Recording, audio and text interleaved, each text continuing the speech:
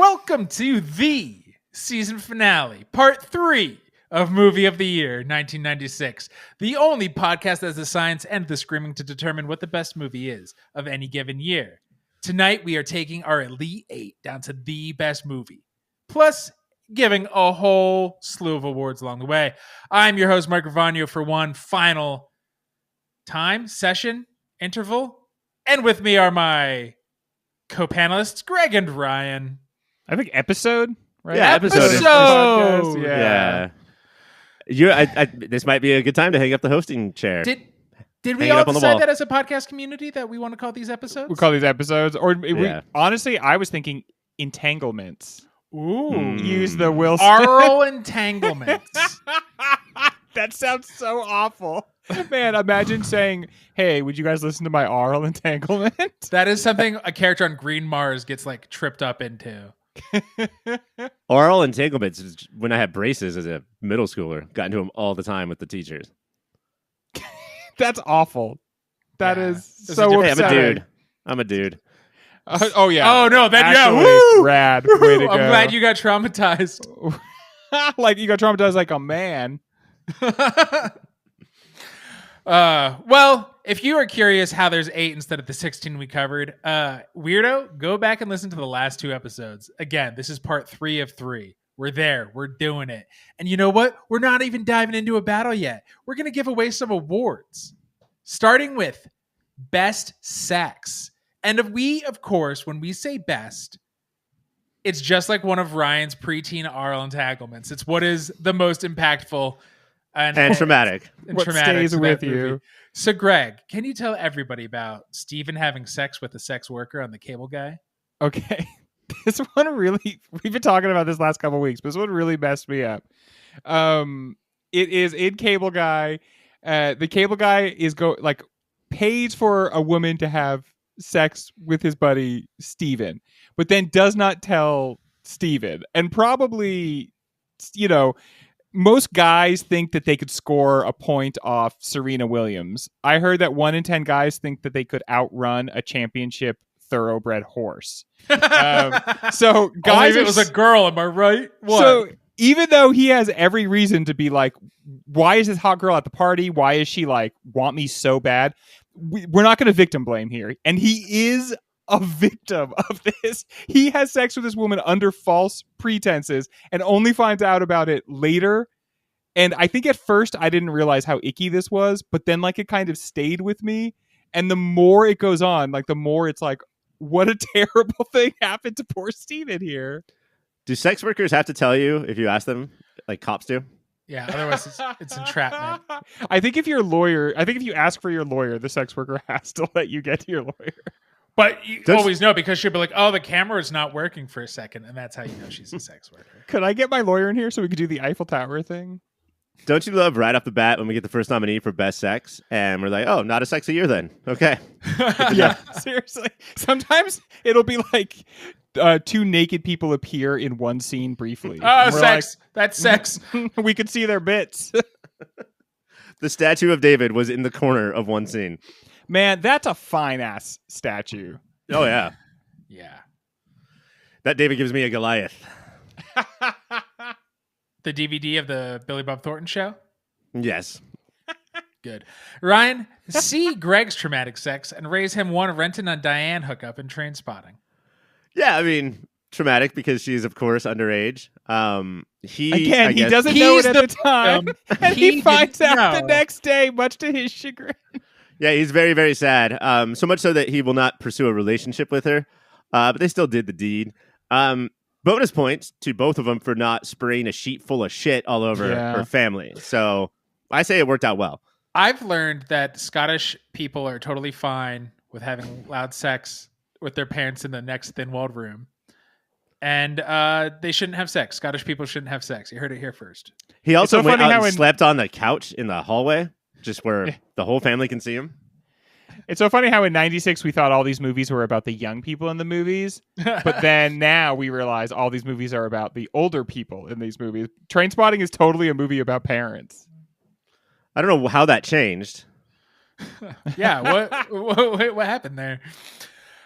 I want to talk about Bess jerking off a dude on the bus. Oh my God. on This is Breaking the really, Waves. again, impactful is really more the word. Impactful. We should stop saying best. Is this the closest to an experience in my life? Sure. But impactful, not best. Yeah, she jerked Mike, off somebody else, Mike, not herself. Mike saw this movie and then he immediately became like a bus rider. It's like, you know what? I'm going to start going on the bus more often. Public transportation is where it's at, y'all. I didn't realize there was guys on there thinking you could just jack off. Yeah, I'm jealous of Bess in this situation. It kind of starts her dark journey. It's horrific. Yeah, it's not the worst thing that happens in the movie, but it is like one of the most humiliating things to witness. In a Lars von Trier movie, it might be the best thing that happens, is this horrible thing. She gets up to run off the bus because she's like, so she's made herself do this, and she's like immediately disgusted and humiliated. And the way the guy like reaches out to her, because he's like so confused about what has happened. Yeah. And the way he reaches out to her, like, are we going to talk about this or anything? And then she's just gone. Ryan, let's keep talking about Breaking the Waves and talk about Jan and Bess's wedding day. Okay. This is just some post-marriage sex that is lovely. I don't know I how hope this fucking wins. I don't know how I was traumatized with this other than watching it and wishing that I had it. But, Bess is pretty inexperienced.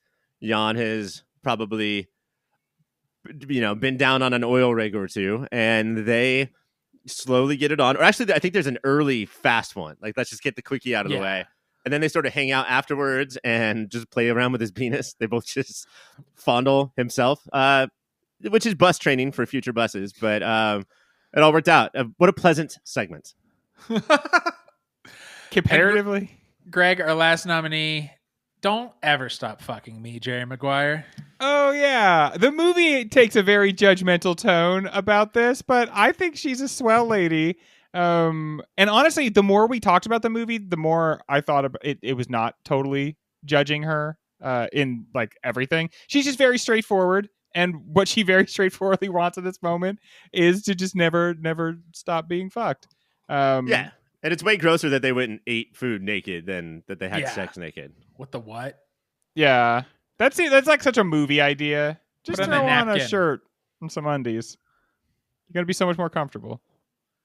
Can you imagine me sitting out there after sex, just shirtless, breaking into a giant plate of ribs?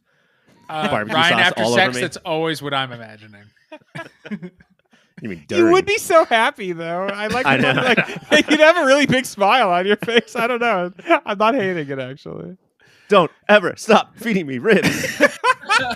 Those nominees, once again, was Steven having sex with the sex worker and the cable guy, Renton Diane Hookham and Trainspotting, Jan and Bess's wedding day and Breaking the Waves, Don't Ever Stop Fucking Me, Jerry Maguire, Bess jerking off the dude on the bus and Breaking the Waves, and Ryan, your nominee is... My nominee, I'll do the winner. It is Bess and Jan's wedding night from Breaking the Waves. Mercifully. We did it. See, the one not terrible. This is what we always do. All the nominees were like, okay, remember, it's the most impactful. Remember, it doesn't have to. And then the winner's always the one that makes us feel like the least bad. We're gentle, this is loving actually souls. a pretty good winner. This is they have a least nice bad time. is Jerry Maguire for me, but all right. You know what? Let's just dive into sex's cousin. Best violence. Again, most impactful violence. Greg. Oh, Greg gets to talk about this one. Billy versus Stu in Scream. Violence can go a lot of different ways. This is like the Looney Tuniest. They have to, they have to show that there was like a little bit of a fight put up. So they have to do like some little pretend stabs on one another, but they're all juiced up from the murdering, and they've got that big Beavis and Butthead energy, and they start like over stabbing each other, and it gives us really some of the best lines of the movie. The other part about it too is that I had a little brother as a kid, which I still have now. But as a kid, if one of us hit each other, it'd be like, okay, I'm sorry, you can hit me once. and then you would get hit and be But like, that was way harder than I hit Yeah. you, so now I'm gonna hit you again, and you just keep one-upping each other from there. That's like that, but with knives. Until both of you are going, I'm getting a little woozy here, man. Yeah. Billy versus and then Stu. the phone call comes right after that. It's hard not to see the phone call as being part of that violence. Yeah. Ryan. Yes. Frollo burning a village from The Hunchback. Another one which feels like we've talked about a lot in the finale. This is a big nominee for us. I think it was best musical moment because it was "Wake Me Up Before You Go." And I do wish he had waken up some of those villagers, but no, he said burn them all. He's not. He's a bit of a classist. I call him a class hole, and he does not like villagers. Do you live in a village? Get burnt. Get burnt. He would hate Old Town in Huntington Beach. We're going to go right back to Scream, back to Woodsboro. The opening scene. It was what they pitched the movie on. We all thought Drew Barrymore was going to be the main character. Nope. They psychoed us all. And some of the most intense acting, setting up so many of the things throughout the rest of the movie. Just super gruesome. And letting you know, the one recognizable face can die. You don't know what's going to happen in this movie. Did I tell you guys the story I heard about this since we recorded the Scream episode? No. Wes Craven was told by the producers, which I believe rhymes with Jarvie Jeinstein, that they didn't think Ghostface was like an iconic killer or iconic murder on the standards of Freddy or Jason. The mask just didn't look right. So what he did was he found 27 different ghost masks or similar and said, shoot that opening with all 27 of these, and then we'll choose which one looks the best. He was like, you got it. Told the rest of the crew, there's no fucking way. Shot it once with the Ghostface killer, and history was made. But like, I don't know if we've had a Mount Rushmore horror villain since then. Like, it is the most iconic, and it all starts there in that opening scene. Yeah, maybe Jigsaw. Like that's the but like I mean that almost proves the point because like I think puppet of Jigsaw. Jigsaw is hard because he's the old dude, but then he has a pig puppet. He has the little bicycle clown puppet, which is everybody thinks of. Wait, what's his name? Harvey Weinstein. Weinstein. You guys don't monster. The baby face killer from Happy Death Day? Is that Greg? Talk about Saeed and Hubert getting tortured from Lahane, which I think I made you talk about last episode. Yeah. Again, really leaning on the most impactful. There's something about this, like the way people act when they have someone at their mercy and what that really shows about them, and the way that this guy that's like instructing this actor or instructing this person on how to interrogate, and he's just like taking such a perverse joy out of hurting them, and he keeps stopping himself and being like, it's so hard to stop, and honestly the scene takes a really long time, and I'm the kind of person who always is thinking about the actors performing and like, oh man, what's this like to do, because you do end up taking like both physical and emotional damage from stuff like this as a performer. It's just true, and it really looks upsetting for everyone involved, and that's a testament to it. And honestly, like, it's so important to the movie that scene land, because that's at the heart of all the violence that you're experiencing in that movie, is the fact that this is how the cops treat these kids on a day-to-day basis and how they would like to be worse to them all the time. And that's why there's this war between these kids and the cops. And it's because the movie like tries, it has to sell you on these cops are so bad that if these kids shouldn't kill one, obviously, but you can see why they would, right? And by the end of this scene, you're like, no, I think I see. For some reason, there's been a huge upswell. I mean, I know what the reason is, but I don't know why it's all happening right now, against method acting. Like, you're a bitch who can't act. You just have no talent. It's hacky. It's an excuse to do mean and evil things to other people, treat other people like shit.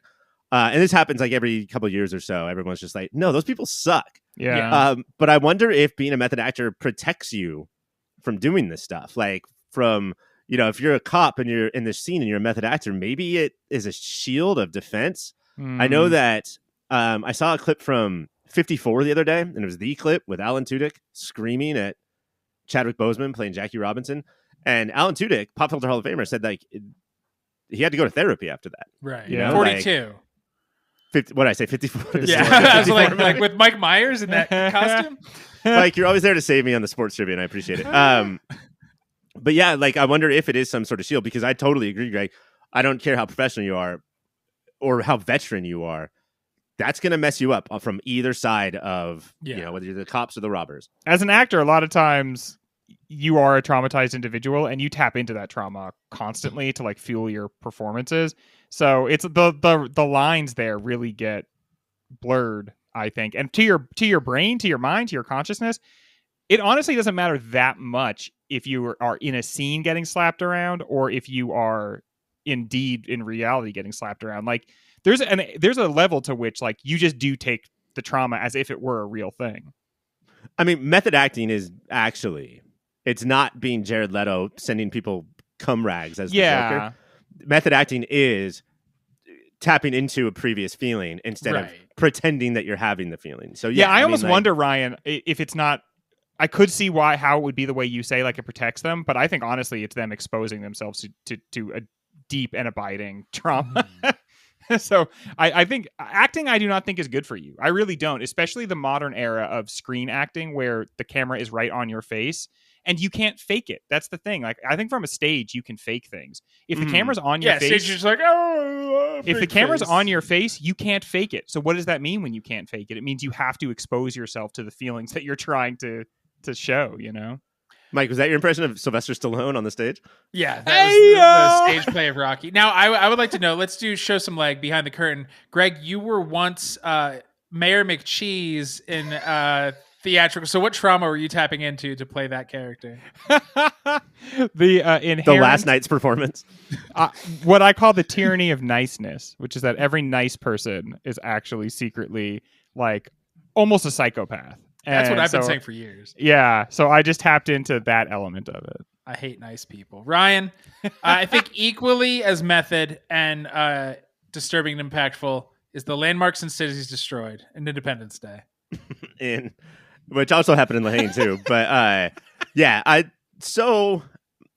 you forget that like you can have that silly feeling as you were seeing it for the first time when you watch something that, the effects, some of them aged okay. This looks the best of, I think, the entire movie, and it's because they're so clearly models, and that's so clearly okay. Yeah. And the worst part about any of this is the CGI helicopter added to the White House explosion. Otherwise, it just fucking rules. And also, you get to, like we talked about in the episode about ID4, you get to tap into why do you hate your country so much? And that means a lot. Like, why do you want to see it destroyed? And that means very different things today than it did in 1996, as far as I'm concerned. Your best violence, and yes, listeners who are keen-eared, we did not do anything from Mars Attacks. Ours once again, Billy versus Stu and Scream, Frollo burning a village in The Hunchback, landmarks and cities destroyed in Independence Day, the opening scene of Scream, and Saeed and Yaber getting tortured in Lahane. If we had a best food moment, do you think it could be the Oneaters versus Stu? Yes. And not Wagon? The winner of best violence of 1996 is Independence Day. We did it, guys. Yeah. We did the least socially conscious one. We want violence that makes us feel good. For a while, it's like, oh, is it too obvious that it's the one we're talking the most about? No, because it's us. It's going to be the one that we spent a second on. That scene has an award already, so. That's what we're going to give it to. You know what? Let's just rip off another award. Best musical moment. I know you were like, what? We already did that because Ryan said it. No, he was doing a fib, guys. So as your punishment, Ryan. Yes. Tell us all about Bess's Bells from Heaven. Breaking the I think that was an entire segment on its own in the episode we did. Yeah. Trying to crack it open, figure it out, talk about would it make a good Taco Bell commercial, and I think we all argued that it absolutely would.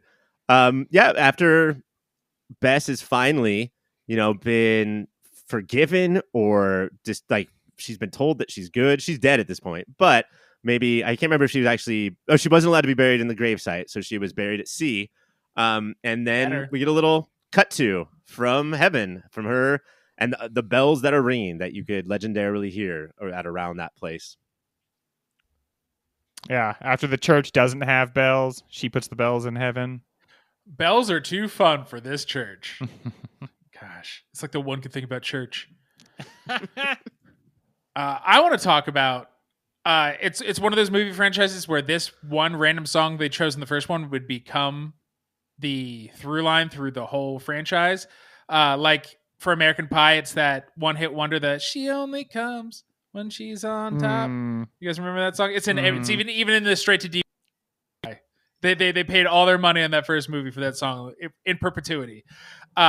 Nick Cave's Red Right Hand would become that for Scream, and it is the slinkiest, coolest, fucking sexy, spooky vibes, and it's a daylight montage is when it starts, but it's still like, ooh, but Nick Cave's sitting here singing his one good song, so it makes everything. We are coming hard at the Nick Cave, man. Wow. No, some of his songs are fine. But Red Right Hand rules, and this montage rules. Also, bells. Also, bells. Aren't like dong dong? Aren't there also big bells in that song? The big bells you're paying with like two little mallets. Also, this song always makes me think of Hellboy. Shout out to Hellboy. Because he has a red right hand. Yep. I think he has a red left hand too. It's just way less. It's just intimidating. Yeah. I guess his whole thing is he's red. Yeah. Greg. Yes. We did a Disney musical. We did indeed. And one song from that slipped in here, and it's Hellfire from the Hunchback. Hell yeah. Churches, bells. What is happening, guys? 96. Fuck Jerry Falwell. The darkest, most sexual, weirdest song to ever appear in a Disney musical. When people said that this musical was too dark, I think they were specifically talking about this song, where the villain talks about, like, I'm so horny for this woman and I can't have her, and so I'm just going to absolutely destroy her. And Tony J is the actor's name, and his voice is amazing. Both his speaking voice is amazing, but his singing voice, like, and he really sings from like the chest on this one. And it's, I don't know, it's like you almost for a second feel something for him besides just hating him, and then you're like, no, this song like proves that he's just so awful, and it makes you hate him even more. Go on a bus, you'll be fine and won't want to sing this song or burn the town down anymore, man. I want to quote a couple lines from the song. Grab a bucket and a mop for this wet hellfire. It's perfectly written. Yeah. Like the lost catacombs of Egypt, only God will know where we stuck it. That's like when Nick I Cave's first saw not the only one with a red right hand. Oh, wow.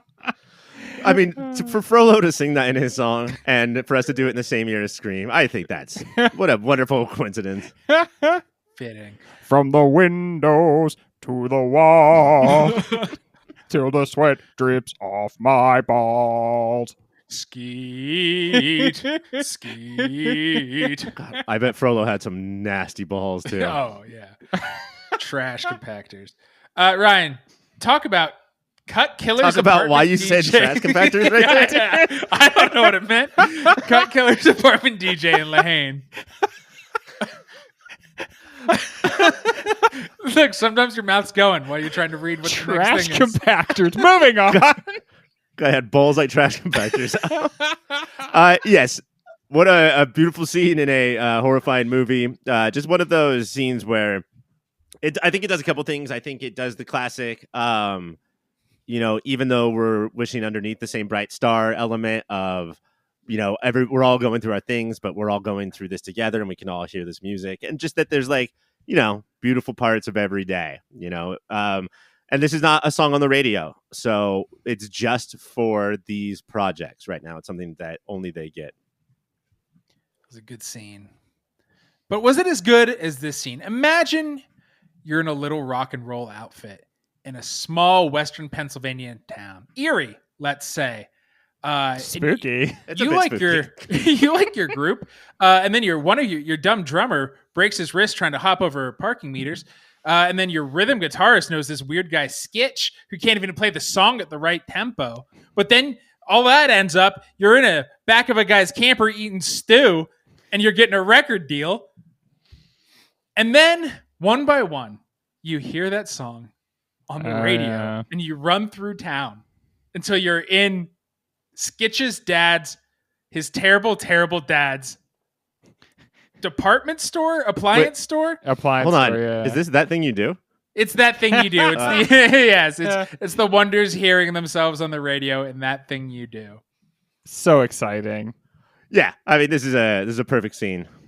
And like the tracking shot all the way down the street, picking up characters as it goes. As they all grab each other and scream. Yeah. Yeah. And it's, I mean, ultimately, this is I think it convincingly argues that is the single best moment in a group's life. That everything else from that, even though there are higher echelons of fame, they're all actually kind of tainted and terrible. And that the pure moment where you just hear that people love your sound so much that it's on the radio by their own choice. Yeah. And like how exciting that would be. Yeah. I mean, even stupid asshole, Jonathan Schick is excited about it. Right. Mm-hmm. Like he smiles in the scene. That's crazy. It's the only time he smiles other than when he's looking lustfully at Diane Dane. Those nominees, once again, were Bess's Bells from Heaven and Breaking the Waves, Red Right Hand and Scream, Hellfire and the Hunchback, Cut Killer's Apartment, DJ and Lahane, and The Wonders Are on the Radio and That Thing You Do. Wow, no We Are Family from the Birdcage. I'm a little surprised by that. And only one Hunchback is kind of surprising. And no Trainspotting. That is, yeah. What a soundtrack that is. All right, your winner is The Wonders Are on the Radio and That Thing You Do. It just feels so good. I think our winners are always the ones that just feel so good. This is also one of those scenes, and like listeners, we are fucking dorks and we talk about movies all the time. And this is one of those scenes we've just talked about, not in season, not having watched this movie in years. It's just a great scene and a great movie. We're going to take the quickest of breaks because we just ripped off 3 awards back to back to back to back. And then when we come back, we are going to get rid of a movie. I mean, giving awards away is fun and all, but we're here to do a damn thing. We can't keep putting it off. And so we're here to talk about the crime movies of 1996 going head to head, and I hate that this is happening right now. It's Fargo versus Lahane. I mean, it's a crime to kick one of these movies out, I'll say. I'll be the first to say. When we get to the next battle, one of you is going to be like, why couldn't that one of these have gone to get... You're going to whine about it. I think that's never been said on any of these bracket shows before. That's our right as podcasters to whine and complain. This is such a tough one. 2 of probably my favorite movies. At first glance, you want to say that they're like very different, but they're actually kind of not. They're both peopled with really weird characters that are so weird that you're like, yeah, that's what real people are like. That's the very distinct way in which real people are actually very weird. Particularly when it comes to not just crime, but like underground stuff, you know, like I don't want to paint with a wide brush and say that these are just movies full of criminals. You know, in one movie, the cop is a hero, which is wild, but in the other movie, cops are mostly the villain. But I think it really focuses on the mundanity of the undergrounds in a really interesting way. Because if you look at your like Usual Suspects or anything post QT era, the flashiness of crime is all that we care about, and it feels like they're living the best lives possible. And this is just like it's hard out here for everybody. You could definitely imagine Stormar's and Buscemi's characters on a rooftop, sort of stealing hot dogs, impromptu. Stealing hot dogs. Like they would make sense so much just in the corner of that scene. Yeah. I guess really the main difference is that in Fargo it's kind of about middle-aged people, and so they're all a little bit more established. And this is all about young guys trying to make a place for themselves in the world, and they're not being like any options, really. Remember that movie we saw that was about Jamaica? It kind of had the same feeling of that. Like all the good jobs have been taken. All we're left with is petty crime, basically, and sort of like difficult situations. And that leaves us like no hope of a future, right? Like, I mean, the conceit of the movie, Lahane, that they keep repeating is that, you know, you're falling, and if you pass every floor, you say so good so far, right? And then and then as the movie takes pains to point out, quite literally, but then you hit the ground, and it's like, you know, everything's fine until the second that it's not anymore. I wonder to like hope versus complacency is, I think, a really good way to compare these two movies too, because of the age differences for sure. But also, I think that when you're of the age of Lahane, or at least if you're of the age of a Lahane viewer, like if you're in the audience and you're similar ages to the main characters, there is this background of hope. Like, it can't be this terrible forever, you know? And we talked about how Hubert was on his way out or on his way in, but like had a boxing thing that got destroyed. And that sort of matches in a really ridiculous way, not the criminals of Fargo, but of William H. Macy's character, who I guess is a criminal, but, you know, as far as society is concerned, just an upstanding member of it, but feels like he is owed way more, you know? Right. And watching the Lahane guys talk about what they're owed, which is just any life, any chance whatsoever, versus people like Jerry Lundegaard, I think is a pretty wild dichotomy. Yeah, their position is like, we deserve to not have our friend be beaten to death by the police. That's what we're saying we deserve. But the kids want so much these days. I know. Shut up, needies. Versus like, think what the Lundegaards want, or like what Val wants from the Birdcage, you know, like the demands and not ever getting enough, as you said, Ryan, like it not being enough to quench whatever like black hole is inside these people. And yet both of these movies managed to be like very funny. You know, I mean, you could see both of these movies being a total drag, but Fargo we obviously think of as a comedy, but Lahane had very, very funny moments, and it's a very successful hangout movie. Like the fact that these guys are three friends really reads on the screen, and you feel that. Yeah, I think that's like one of Lahane's, I don't know, biggest successes is that if you have two buddies that you get to hang out with, sometimes you'll forget that life is so awful. And my God. I'm looking for that right now. So if anybody out there is interested, I would love to have two friends. Two dudes just to hang out. I think we're all looking for that. I think the one thing you say with the three of us is we're all looking for two other dudes to just hang out with. All right. Let's promise here. If any of us finds two dudes perfect for the other guys. Or I thought you were going to say. Empire State Building, right? If by the time we're 35, we don't have our two buddies, we will agree to be each other's two buddies. I think I'm supposed to get married 8 years ago. Shit. She's probably still up there on the Empire State Building. So chilly. I hope she brought a sweater. I hope when you get there, she's doing Conan's bit. She has a fake gray long beard that she's wearing. It's time to vote. Oh, Greg. I thought if I affected a cavalier attitude, I could somehow keep this day from coming. Oh man. Well, hopefully that will still work with my death. Oh God, I really loved Lahane, and it was probably the biggest surprise of the season because it was good and then not totally painful, like getting kicked in the throat. And I'm so glad I watched it, but I don't know, Fargo, bigger 96 movie. If we're just doing based on quality of movies, it would be a lot tougher because I have this out of being like, well, Fargo owned 96 and it was important to me. I think I'm gonna go with Fargo. Ryan, are you going Lahane or Fargo? Fuck yourself. Oh man, when it comes to Fargo, I'm like, Moana, how far will you go? And Fargo will go past this round. So I wrote that down and I had to say it. No, I understand. You have I've been working on it for a week. Reading voice, but thankfully I translate Ryan perfectly. Fargo moves on. Let's just dive right in. Next up, number 4 seed Mission Impossible versus your 44th seed, That Thing You Do. I mean, come on though. This is Yeah. Lahane is not making it over these two. I swore I wasn't going to say it, but And you've never said it before. podcast first here. If you want to go have a great time at the movies and Lahane. all your only criteria for let's go out and have a great time at the movies, this might be the two top movies of this round for that.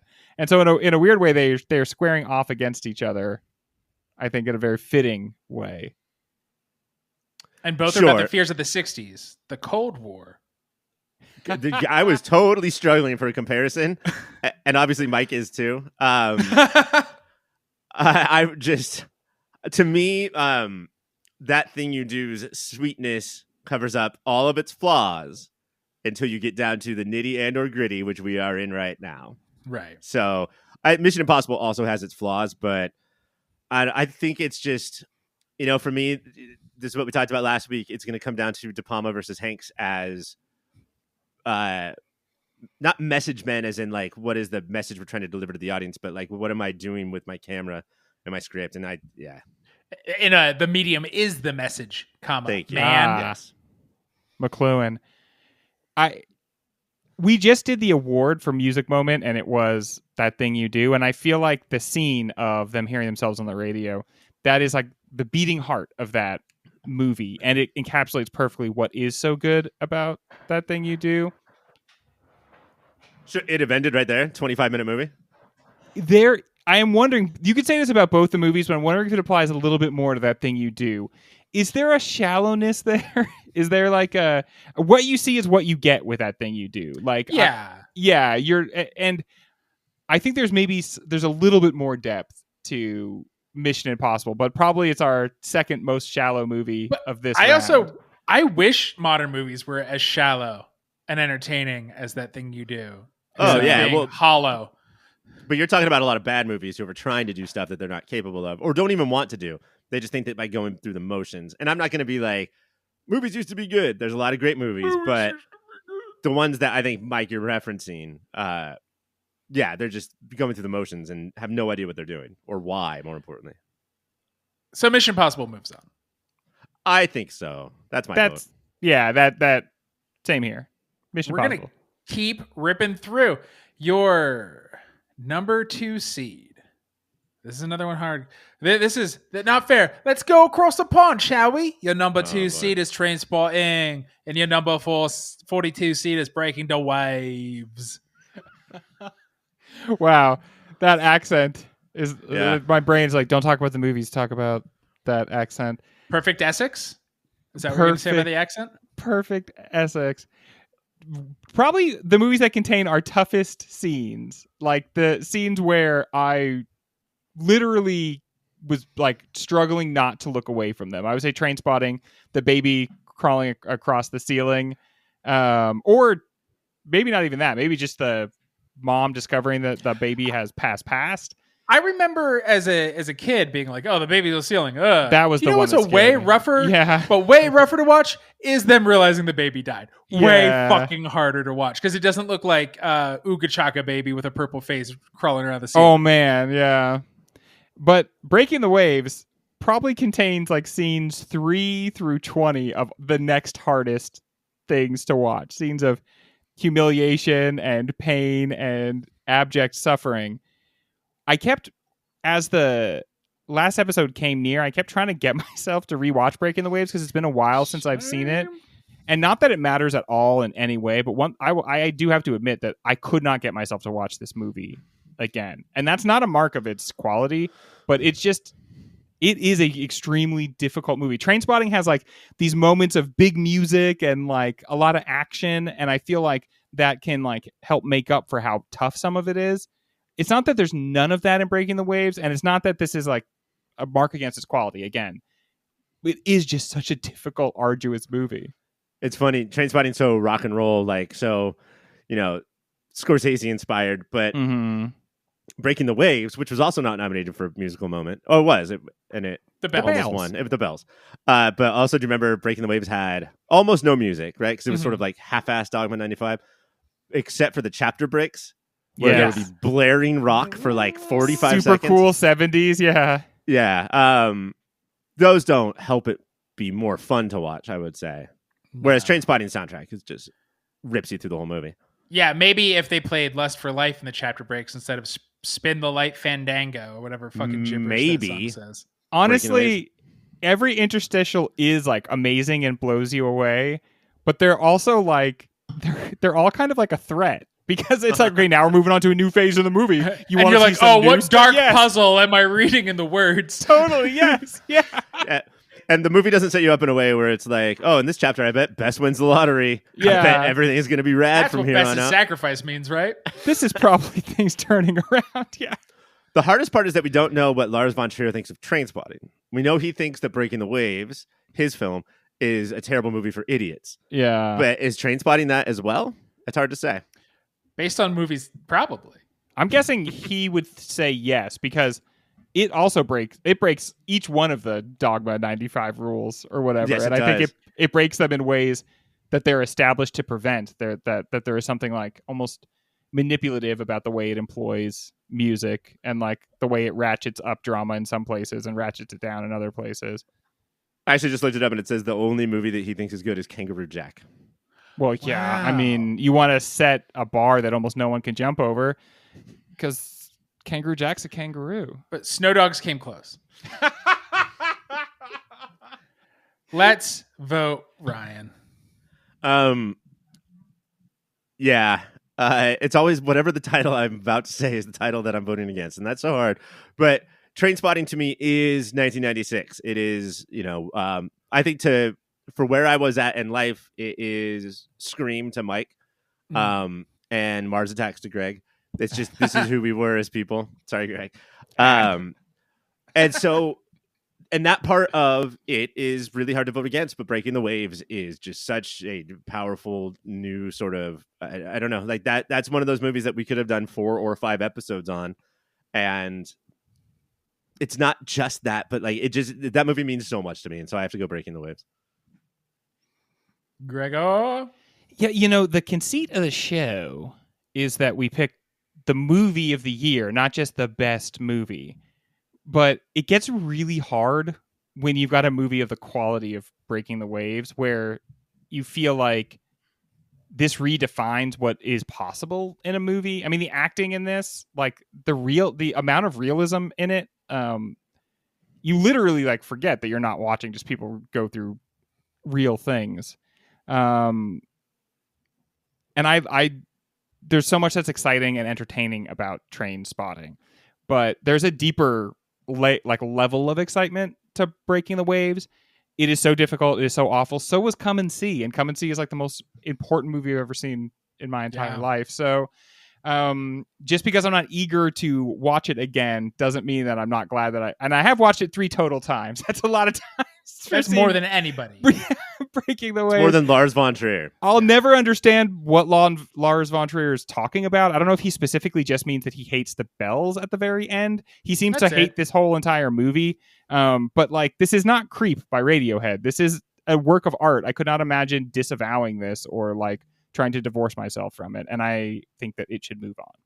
Breaking the Waves. Breaking the Waves. Wow. I think Lars von Trier, if I had to pinpoint what you're talking about, we should mention his cameo in Breaking the Waves on the bus. I think he's a jerk off. I think that's just, he's a fucking dumbass. Yeah, he made this whole fucking rule that only good movies do, and then next year went, oh, well, I'm not fucking doing that shit. That's really hard. Seriously, trying to make a movie follow these rules. All right, that is our biggest upset so far. Our number 2 seed got kicked out, got washed away by our 42nd seed. Some are calling it the Jackie Robinson of movies. 54. Our number 3 seed is going up against our 27th seed. It's Scream versus the Birdcage. Mike, do you want to go? I'm allowed to talk first? Yeah. For this one. I've been thinking about this a lot. It almost seemed like, because I'm like, you can't just, before I even knew what Scream was up against, I'm like, well, I'm going to vote Scream. But it means too much to me. For good or ill, it made me too much who I am. But so peel that stuff away. How running that line of how funny and how horror it is at the same time, and revitalizing an entire genre. And I think in a lot of ways QT did to like Crime Capers, breaking horror. Even as it revitalized it, broke it for the next years as everybody was like, I'll do that too. But it is so fucking 1996. If we're looking at it that way, I had never seen but loved the Birdcage, but is almost too timeless with the May and Nichols steering and the farce of it all. I guess the reason it doesn't seem too timeless to me is because it was such a presence in my life in 96. And I feel like I saw Scream in 96, and that's rare that I would see a horror movie back then. But I feel like in a way I grew up a little bit from watching the Birdcage. It's I don't know if it's easy for kids that weren't like, or people that didn't grow up in the 90s. Like, the word gay was pejorative. Like, it was used every day on the school yard to it meant lame. Yeah, to Michael mean Scott bad reminded things. us. And part of that was, it was undergirded, that like hatred was undergirded by our just not understanding what or who gay people really were. And within a couple minutes of watching the gay people in this movie, you're like, oh, I know who gay people are. They're people. And it shouldn't be that hard to come to that realization. But part of the valuable role of art is to increase empathy for minority groups. And the way this movie does it, not by shoving a lot in your face, but instead just by being like, yeah, see how they care for their son? My heart grew 3 sizes the first time I saw this. I think I was inclined towards acceptance, and this movie helped make that like a permanent reality to me. And even watching it now, like, we took it to task for several aspects, and we obviously all hated Val Goodman, the history's worst monster. But what we overwhelmingly said was that it just makes us feel so good to watch it, so good to laugh at its jokes, and to feel like, I don't know, embraced by it or something, if that's not too much. Did the Birdcage, though, have Wes Craven dressed as Freddy Krueger as a janitor and go like, what? Huh? Look, it's me, the director of the movie. But I would say, doesn't the falseness that parents loving their kids versus Scream saying, look how these parents are never around their kids even when there's a murder spree, doesn't that ring a little more true? I do think there's a way in art that Birdcage is almost too nice. And it sounds like our guest was saying that the original French movie, there's more edginess to it. It's not just the warm hug that, some of the characters are flintier and their interactions are a little more troubling. Yeah, but the French, you know how they be. Oui. And so forth. I do have to say, I really loved watching Scream for this season, way more than I liked it as a kid. It was too scary for me as a kid, I think, and too gory, but I liked it this season. I think that was a really big deal for me too, is rewatching Scream I saw it a million times a long time ago. It's just one of those movies that was on at every party, where you'd be at a party watching them watch horror movies, at a party, and maybe you kill somebody on screen, they kill somebody. It was the 90s. Yeah. Or at the very least, you get a phone call that somebody's been murdered, and most of the party gets in the truck to go look at it, take a look, touch that body. But like, what struck me really this time is that it's the meta aspect is the gimmick. It is the selling point. And it's the thing that's remembered the most for, in a bad way, because of all of that it wrought, you know. But for it also to be that nearly perfect of its own genre at the same time, and not fall into the traps that so many movies like it could have and do, where I think that if once you're clever enough that you can just sort of cheat and get away with stuff that you're pointing out. And I cannot believe how well made and well written that movie. I almost said well acted, but it's well made and well written for sure. And I think like among all of the movies that we watched. And I have to say, like, a twist, maybe the greatest twist of all time, the identity of Ghostface Killer, and the way that Joel Osment. The way that the twist not only makes your first time you ever watch the movie way more exciting and cooler, but every subsequent time you watch the movie, you're like, yeah, they made this movie to indicate what was going on constantly. And so now that I know, it is very gratifying to watch it again. And not all twists do that for you. Sometimes there's like no hints about the twist, and so then it is meaningless. This twist really works into the future. Every time you watch the movie knowing it, you see the clever ways in which it's like foreshadowed. And, foreshadowed all the stuff about society that we didn't know. There aren't mystical, magical killers. There are your boyfriend, who will probably be the one that kills you. Douchebags who are too into movies. Yeah, who are not good, look out for. Not even good at killing, but really committed to it. So they'll get there eventually. Isn't that, at least they're into something. They have a passion. Honestly, look at the males we have nowadays. They're always on the YouTube. They fantasize about killing. Do they ever do it one time? Get off your ass, YouTubers. All right. Headband Greg, gonna need your vote. The Birdcage for me. It's close-ish, but Birdcage. Rye, super guy.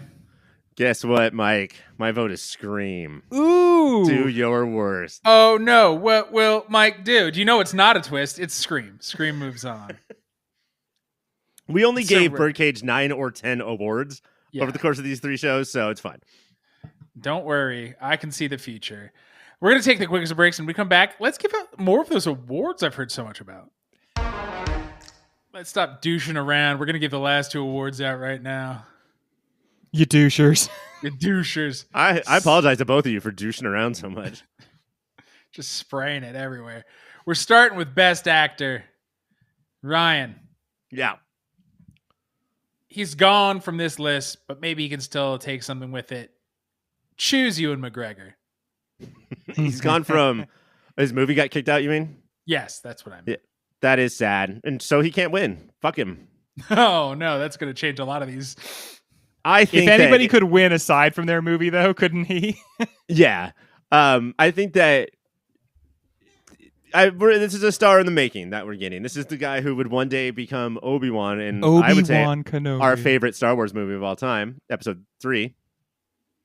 But here, this performance here is like him and Danny Boyle together, just on the same track, just knowing exactly what style of movie this is, which is cool, but dorky as fuck. Yes. And, there is this like edge of pretend, and I've seen cool before, and I'm not knocking Danny Boyle, how he directs it. I think that he just rips this off, it goes, and then it never stops.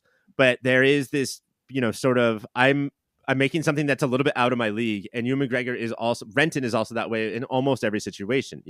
He's our lead, and we sort of think he's cool, but he is never really the cool guy and the coolest guy in the room, or the person with the most know-how. He's Right.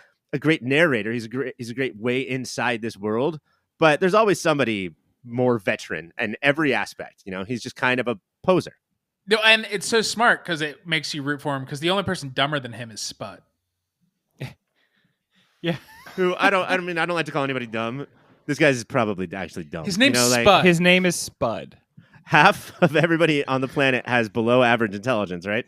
Yeah. I know of one. And Spud's face shows it. Is that too much? Yeah, Too I didn't rude? say he was ugly. I think he's a handsome guy, jerk. So do And I. His name's It's just Ewan. dumb face. Greg, tell Yes, the Mike. world about Nathan Lane and the Oh, Birdcage. My gosh, Albert, the beating heart and soul of a beautiful movie. Ahead Nathan of Lane is the Wonders hearing the song on the radio of the Birdcage. Yeah.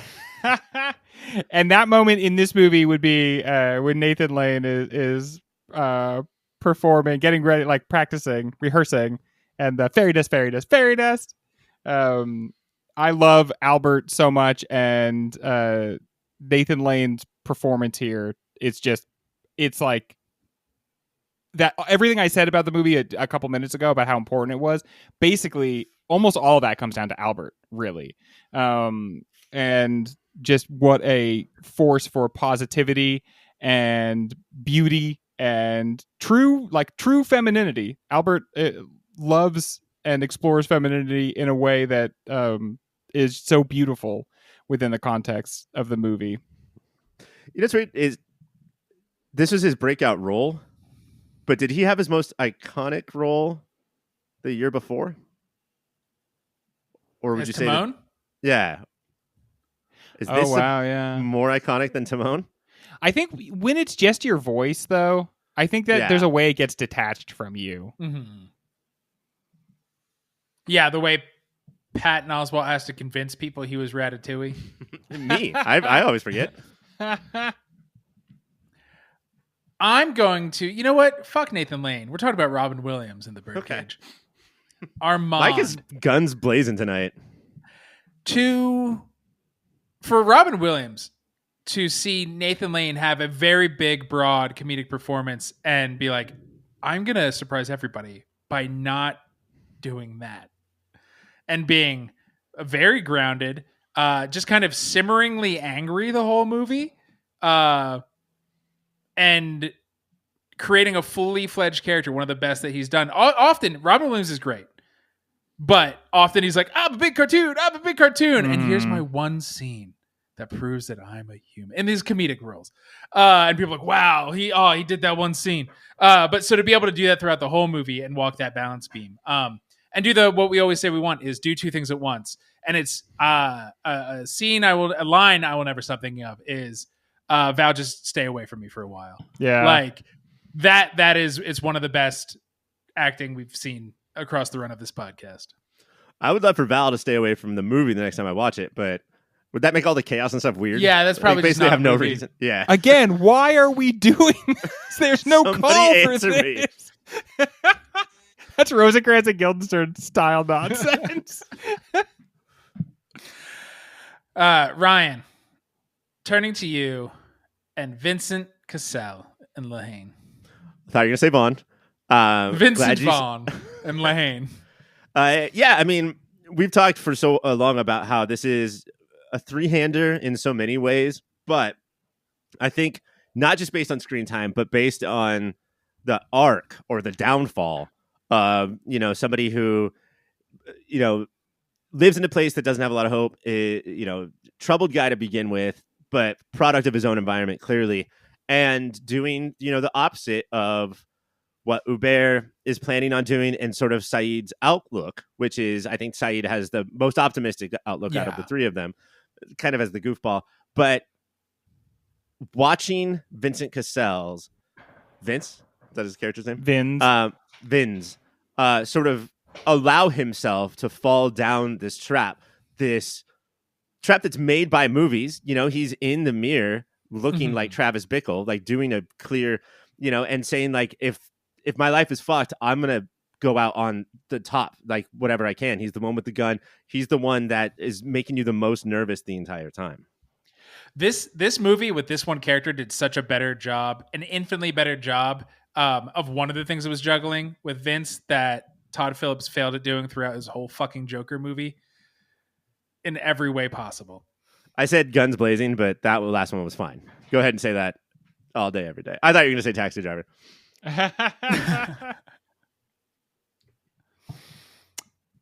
Greg. Yes. Our last actor could have been here twice, only here once. It's Tom Cruise's Jerry Maguire. Yeah, it would have been interesting to have him here as Ethan Hunt. But Jerry Maguire, it is actually a very interesting character because you want him to succeed, but you're not sure that his success in any realm will like actually save him. Like you want him to get the girl, but then you're like, but is that actually what's best for him and best for her? And he carries forth like this manic energy throughout the movie. And the movie kind of does two things at the same time. One, it tries to convince you that there's this grand romance happening. And two, it shows you someone in a state, Tom Cruise and Renee Zellweger, honestly, but Tom Cruise, who should not be in a relationship, is not ready for a relationship just yet. And you watch him navigate those two paths at the same time and the kind of dissonance they cause in him. And he really brings that forth. I mean, there's a certain amount of that Tom Cruise jumping on the couch during the Oprah interview energy that Jerry Maguire has, and Tom Cruise is harnessing that very effectively in this movie. Yeah, I mean, Jerry Maguire has that shark in him of like, don't stop or we'll die. Don't ever stop, like don't ever slow down or we'll have to be like reflexive or thoughtful about our past, present, and future. And I do think that might be what Tom Cruise has as well, of just like, don't ever stop for a second because you will not like what you see. Climb a higher tower. Yeah, I'm having and thoughts. Can I go on the wing of the plane now? Don't make me watch my own wedding movie because that will slow me down enough to realize the mistake I've made. Your nominees again are Ewan McGregor from Trainspotting, Nathan Lane from The Birdcage, Robin Williams from The Birdcage, Vince Cassell from Lehane, and Tom Cruise from Jerry Maguire. The envelope, please. And the winner is, holy shit, it's Robin Williams from The Birdcage. For me personally, what a turnaround on this guy. Wow. I do have to say, Nathan Lane has like a winning, lovable performance in this, but kind of the even more like of that humanizing is here's a deeply flawed gay person, like who has all the problems that you might think a conservative guy would have. He's the same thing. He's got like rage issues and he's violent outbursts and everything. Yeah, we talked. He's very close to Gene Hackman's character. They are Yeah. the most similar in the movie. Let's flip it around and talk about the ladies. It's time for the best actress. Ryan, talk about one Courtney Love. Courtney Love from The People vs. Larry Flint, which I believe she was nominated for Best Supporting Actress at the Oscars. But yeah, I think that so much of the movie hinges around her, and the screen time is almost there, if not totally. I think this performance is a revelation. I think that what she did is incredibly hard.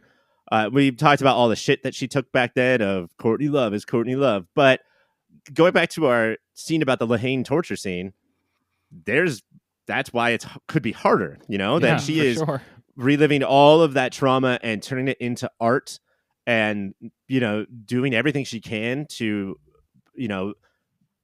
put away her addictive personality for as long as she can on the set to play this person who's going through so many of the same things that she went through.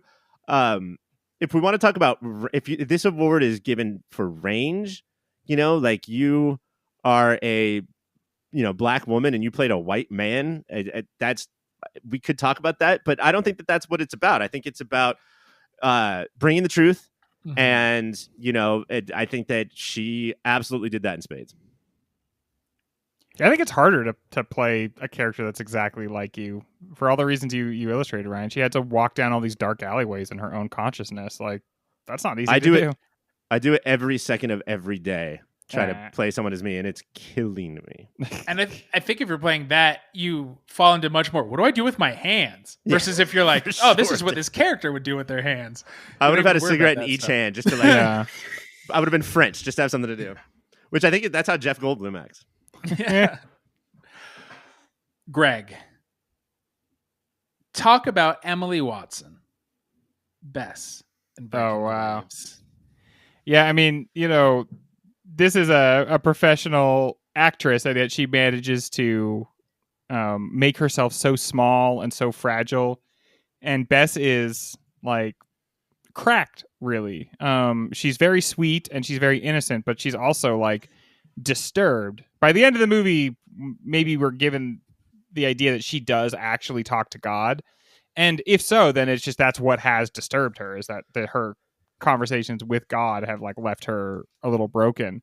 And watching her with that innocence, but also that determination to do what's right, even though that is very difficult. And then to watch that sort of consume and destroy her, all that is brought to the fore by what's the actress's name again, Mike? Emily Watson. Yeah. And she's still in stuff. She was just in the Dune TV show, and I watched all of that. Great actress, but I don't think she ever quite matched her performance in this movie. In the Dune show? The Dune show, Ryan. You bring the same level? No. Even as a Bene Gesserit. Bene! Is the Dune show a musical? It is now. It's a jukebox. It is when Mike watches it. They left it open so you could do this. I want to talk about the best final girl in scary movie history. It's Neve Campbell. I think it'd be so easy to fall. People are clowning through this movie, guys. Mm-hmm. You got Randy going big, Jamie Kennedy doing his Jamie Kennedyist, Matthew Lillard going, Steve Aldrich trying to be creepier than Johnny Depp, Courtney Cox, and even who plays Tatum? Rose McGowan. Everyone who's going big and sassy. And Sydney she's the Jerry Seinfeld. She is a normal human being surrounded by all these cartoons. But watching her be the one character to show the trauma of watching people die around you and realizing it's because of you. In horror history. In horror history? What? The one character to actually go through trauma in these movies. And it does feel like Wes is like, hey, they're all in this kind of movie. I need you to act like this happened. Yeah, and I mean, she does it. She starts off the movie traumatized because of what happened to her mom. Right. And nobody else in the world of the movie thinks that she should still even be concerned about that. And she's trying her best to move on.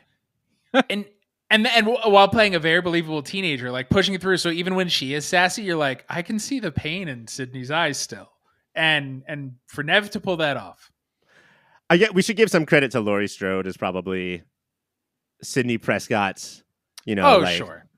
role model. Yes. But the thing that I love about Nev Campbell, besides just coming into a year that doesn't have a lot of leading female performances, is so many times in the movie, and Wes Craven captures this, like he gets close on her, is that thing that adrenaline does, where she's got rage in her voice and tears in her eyes. Yes. She's got all the feelings at once. And that's what you would have if you were trying to be strong, but scared out of your fucking wits.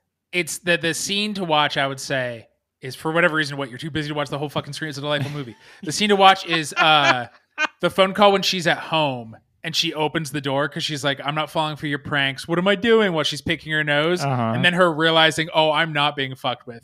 I might get murdered. Like all that, the pivot she does right there emotionally. And the last thing she ever does might be having her finger in her nose.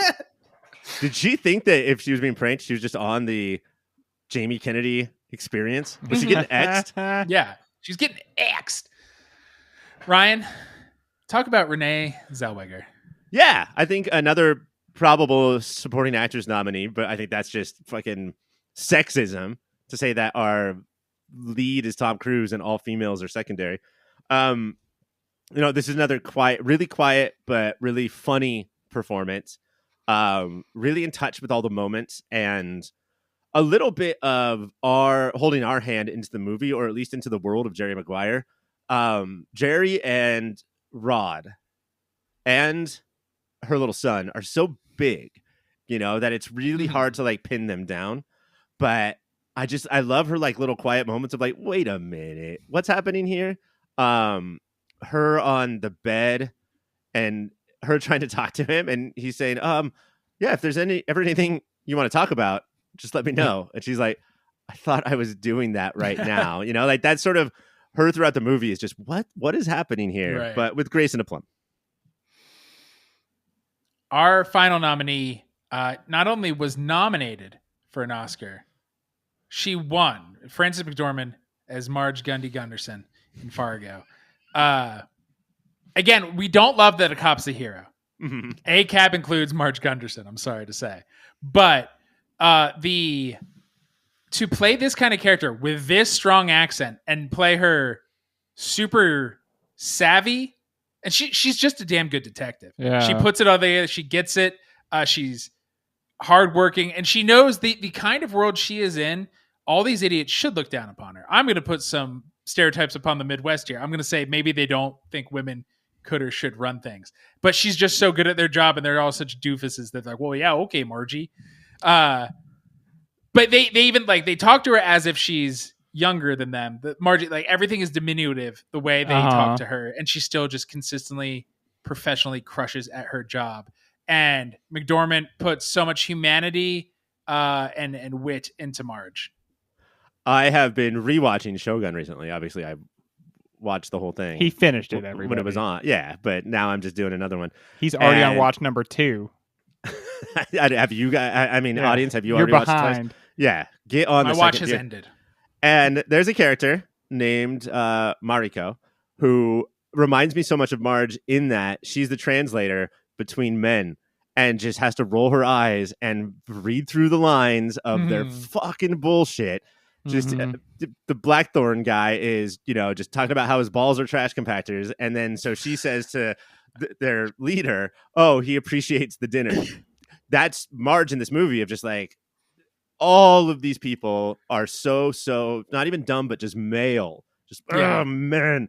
But it's just not belittling to either their wieners or their Dakota-ness, It's just, it's so hard to pull off. That's such a magic trick that she and the Coen brothers do.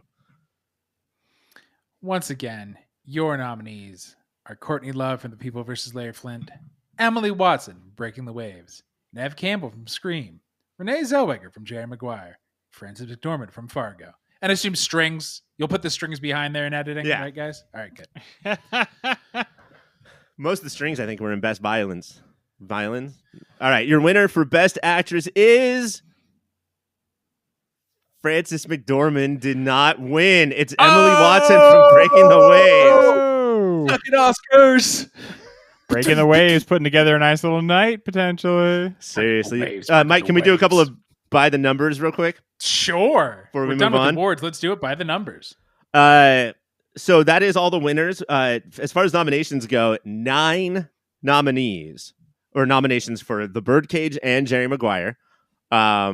Just I think big ensembles will do that, and Yeah. also Birdcage had Cars. 7 for Fargo and Lahane, and 6 for Hunchback. That's pretty good. Songs. Birdcage walks away tonight with 5 awards out of the 11. So it won Nathan Lane Best Comedic Performance, On-Screen Duo Armand and Albert, Best Actor Armand, Best Car Armand's car, and Biggest Shithead Val Goldman. So in a lot of ways, the Birdcage is the big winner of the night. As far as the bottom of the list, 2 nominees each for The Cable Guy, Independence Day, and Swingers. We did Swingers this year. 1 for Mars Attacks and Mission Impossible, and 0 nominations for Ghost in the Shell. Just didn't make it happen with that one. So another Not exciting even for best year. violence. Yeah. Not even best animated? Wow. Thank you for running down by the numbers. And we thank everybody at Price Waterhouse and Cooper for tracking that for us. And Draper. And Draper and Price again. We're going to take And a quick Cooper break. one And last Cooper. time. Take the quick breaks. And when we come back, we're finishing this shit. It all comes down to this. The penultimate round. Your number 1 seed, Fargo, versus your number 4 seed, Mission Impossible. Greg? Yeah, this is like this is such a late in the game slammy D, the kind that you don't normally get. But I really enjoyed watching Mission Impossible. I thought we had like a fun episode about it. I think that when you talk about how you judge a movie based on what it's trying to do, it scores very highly in that regard. It was very big in the year. It's fun to watch at any time, but you just hold these two, you just say those 2 movies in a sentence, and one of them just stands so much higher than the other. I mean, to me, it's got to be Fargo, right? I feel like recently, who knows if it was on the show or not, I think, Greg, you asked us if we remember any part of any Mission Impossible movie.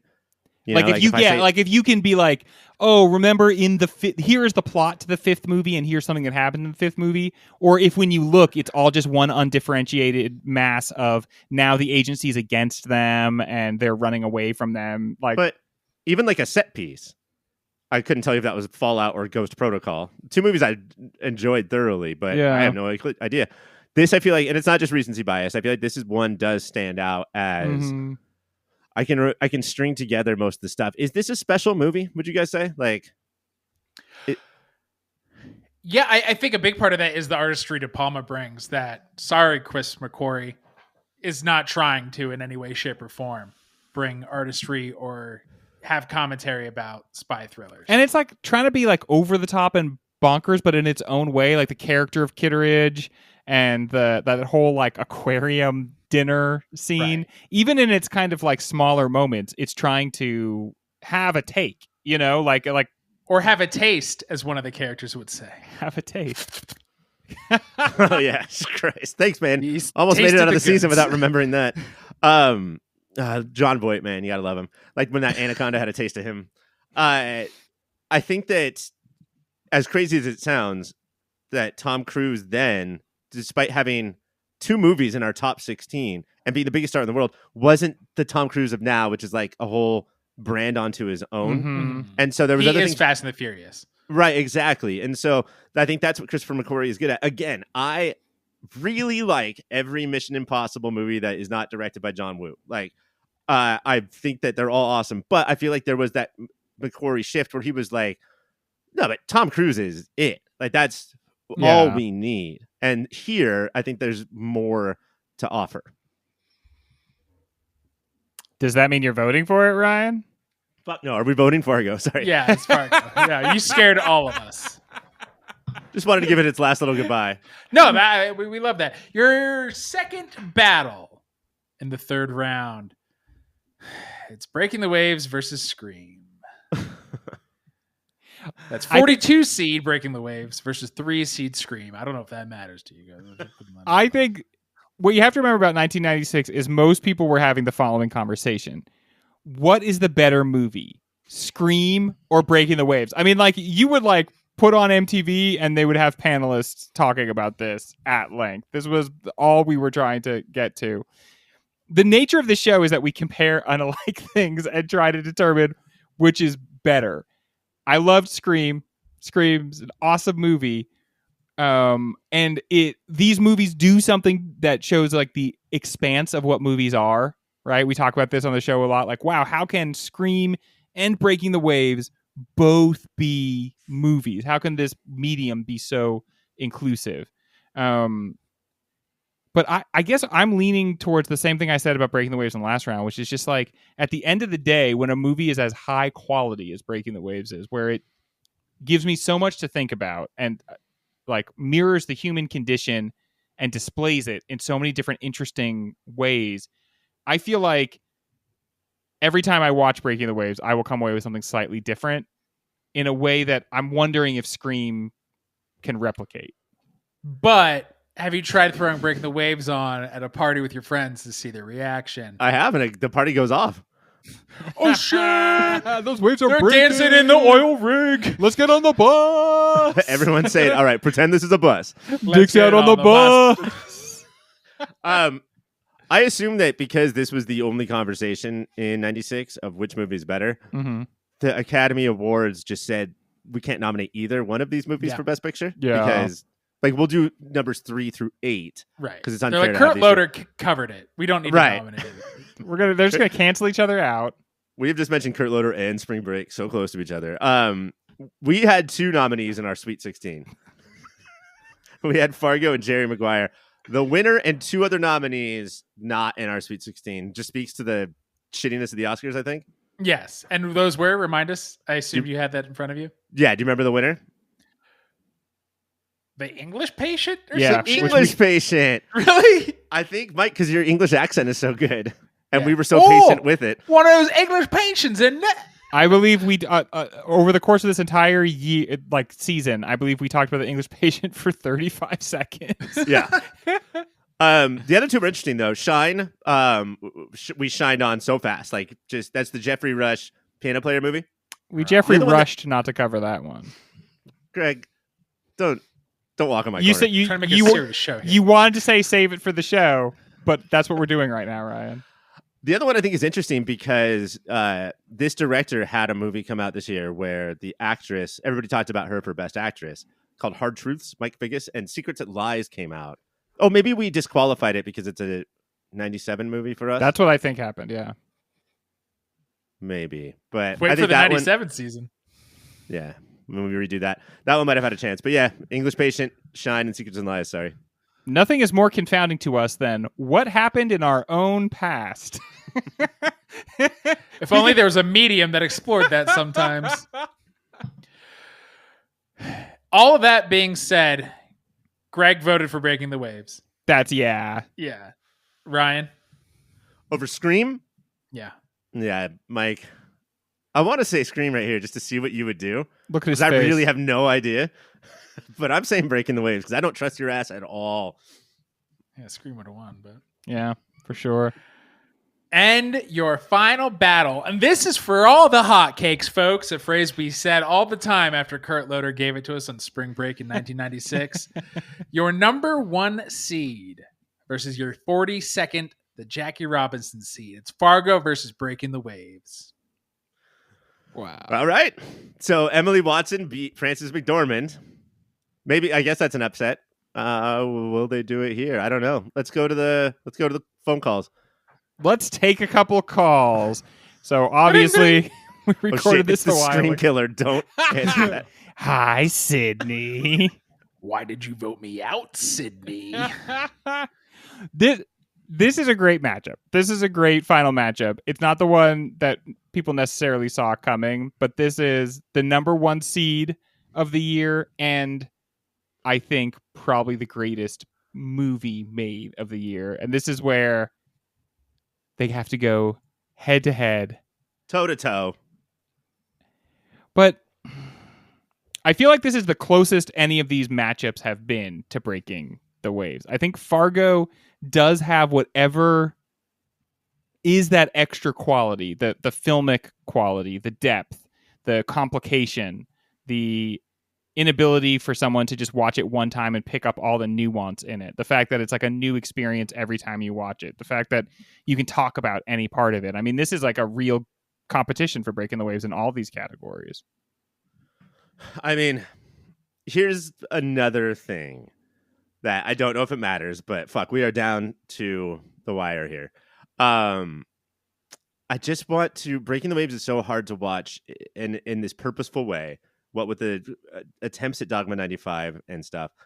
Fargo is unbelievably, for its caliber of movie and for its directors, something that like you could put on in front of almost all audiences and they wouldn't just get through it. They would say, that was fucking great. Like that was incredible. And here's all the reasons why. I feel like I'm talking down and I don't mean to do that. I just think that Fargo opens itself up in such a way and then becomes more interesting in a way that like Coen Brothers are probably my favorite directors of all time. And I don't think their movies even do it as well as Fargo does. And both movies really are about the vast landscape of the human soul. That like each person is so much more complicated than the outer picture we have of them. And how when we live in isolation, how fucking weird we get. Yeah. Either in both cases, like the sounds or the looks or the stories of the mainland, you know, they enter in here and they sort of like inspire, but they don't change. They don't change these areas that we're focused on. They're just so stuck in their ways. They just ripple. And that's what gets people. I think that both movies are about how easy it is to manipulate people who just, you know, are isolated like this. You know, if people don't know any better, then it's easy to just like get around, cut corners and take advantage of people. Let's go somewhere isolated, guys. I think there's some yokels. How about Greenland? I think I am ready to vote, Mike. I'm not. All right. I guess I will be. Greg will vote. We'll have about 13 and a half minutes of hemming and hawing, and then Ryan will vote. Greg? Do you want the hemming or the hawing? I prefer the hem. I think Fargo is the perfect movie for taking out Breaking the Waves. I think that it does so many of the same things. It does equally well, and I think it does. There's different, you know, levels of humor, levels of irony that are unexplored in Breaking the Waves. It was such a big 96 movie. It kind of reinvented movies.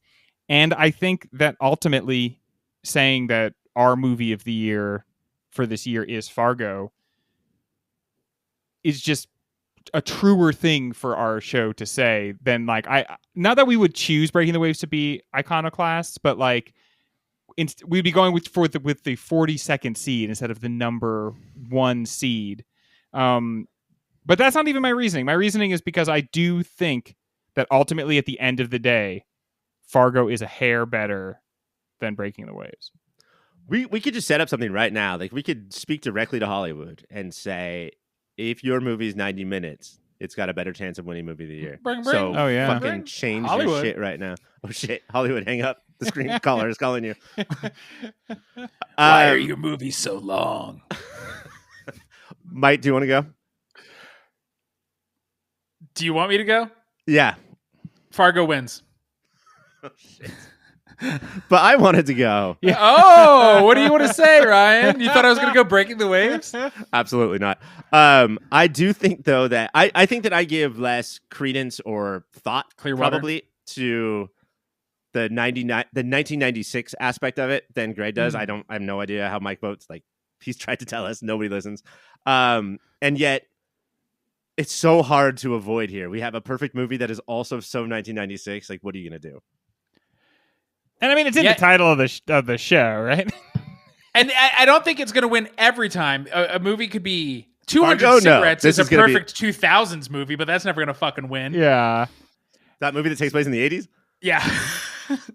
I was hoping none of us remembered anything about 200 cigarettes. Fargo is the 1996 movie of the year. Surprising, who knows? Who knows if some people are like, well, that's going to be it. But it's about the journey, isn't it, folks? Greg and Ryan, I want to thank you so much for this season. Just true blue panelists every episode. True blue, Ethel. Are you being legit right now? I am. This is me being too legit. That's well, so thank sweet. you, Mike, for your great hosting job. Yes, Are you being did legit? a wonderful job. I'm being legit. Greg sounded legit. Ryan did not. I'm too legit to quit, Mr. White. Oh, that's love it. Are we ready to make the announcement? No, because I also want to thank Pete and Andy from the Marvel Movie Minute and the Next Real podcasts, Melinda Clark and CG Marriage. Wait. Can we remember? Okay. Oh, yeah. Let's quiz. Hey, guys, what movie did Pete guest with us? Oh, dude, I'm not going to be able to do any of this. Okay, so I just record the episodes and then edit the episodes. I have no idea what happens on the episodes. Andy was for sure Hunchback because... Andy was Hunchback. He's just a weirdo who's in love with Hunchback. Yeah, and he tried to defend it, and he admitted halfway through the episode that he was screwed. Pete, of course, it was early on. First movie of the season. Oh, shit. I don't remember. What's your favorite Marvel Movie Minute co-host? Scream. Was it Scream? Scream. Okay. Get When on top. did Mindy and CG join us? Jerry Maguire. Much more recently. And I think that show went way better than the Temple of Doom show we did with them. I think this was more their jam. Santos from the 88 miles per hour from our tragically lost episode, which was Cable Guy. Paul from Waiting for Doom and Dial F for Flanger joined us on Mars Attacks. Yes. That's right. That was another one where he was like, I guess I'm going to stop defending this movie that you guys clearly don't like. Thanks for having me on to trash this movie I like. Andrea Thompson of A Reel of One's Own. That was, of course, Birdcage, one of our last movies of the season. Matt Dewey of Being the Dewiest Guy You've Ever Dude. That thing you Dewey. Nate Regolia of Debut Buddies. Ah, come on. Nate's in our hearts every episode. What the fuck did he do? Oh, Trainspotting. Yes. And a lot of tweeners. Josh Flanagan and Connor Kilpatrick of iFanboy were on two separate episodes. Well, Josh did the movie of the year, Fargo. Yeah. So he got that bump. Connor was Swingers. Yeah. Yep. Thank you. If you listen to iFanboy, that both those movies fit their personalities. They did the perfect movies they should have done. And I heard they picked each other's movies. Santos, if you have that lost episode, we would love Yeah, we've been waiting on you. I don't understand. Send it on over. And of course, Taylor from the hit podcast Taylor Talking Taylor joined us on so many of our tweeners. The only podcast Taylor made for your ears. And now, not really a celebrity, though, so. Oh, but Dewey is? No, we're not getting real. But it is my pleasure to announce next season's host, and they will announce next season's year. Come on, Ryan, come on. Greg, yes! because you were my best friend, you get to be next season's host. I will be hosting next season, where we do, for the first time in the show's history, a redux of a year that we've already covered. We did 1999 once, and now we're going to check our math. We are older. We are wiser. We will do 99 again. And just so we're clear, we were so young, dumb, and full of bus rides that we thought 8 movies was going to be enough to cover a year back then. Like so 8 could capture a year. We're going to do this one with 16. If it's a movie that we already did, then we're going to just cover it real quick. But I bet there's a lot of new movies in there as well. Can I just say, like, if we did the show with the same format, like this year that we did with the first time we did 99, there's no chance Breaking the Waves would have been in it. And it almost won. Yeah. So, like, it's very exciting, the idea of going back and expanding the brackets a little bit, because there is a chance. Our 32 movies. Our 99 winner was Eyes Wide Shut originally. And I'm so excited to see if something foreign, something that was on the cusp last time, comes in and snipes it away from maybe even Breaking the Waves. And it will also give us a chance to do just like little brief reprises of the movies that we talked about last time, and see if there's anything we want to hit on. I think when we did our show about our very first episode ever was about Fight Club, and honestly, like the world has changed so much to kind of validate our take on Fight Club. Yeah, we were right as hell, and we're only more right now. So it will be fun to cover all the ways in which we were right, all the ways in which we were wrong, and also apologize for all the offensive things we said 6 years ago or whatever. Also, unfortunately, that first season has been lost. So yes, Santos, if you have that first season, please get it back to us. We're gonna try to rewatch those movies and cover them again a little bit. But because they're lost, you are going to hear so much about how we were right the first time. We're gonna not wrong. Say it. You cannot check our math. Unless some fucking weird freak of a fan from day one sat there with their cassette player to their computer and hit record when they started playing the show. Santos, get us those apps. Santos, please. That is 1996. It's Fargo. Thank you so much. Until next time, keep watching those movies.